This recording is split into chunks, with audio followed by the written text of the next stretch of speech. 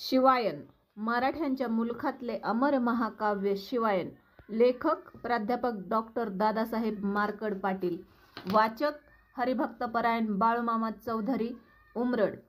संकल्पना हरिभक्तपरायण विनायक महाराज मार्कड.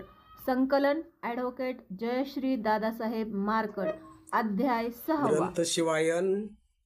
लेखक प्राध्यापक दादासाहेब मार्कड. अध्याय 6 व वाचक बाळूमामा चौधरी. मागील अध्यायी कथन शिवरायांचे जन्माचे वर्णन. अति भयानक आकर्षण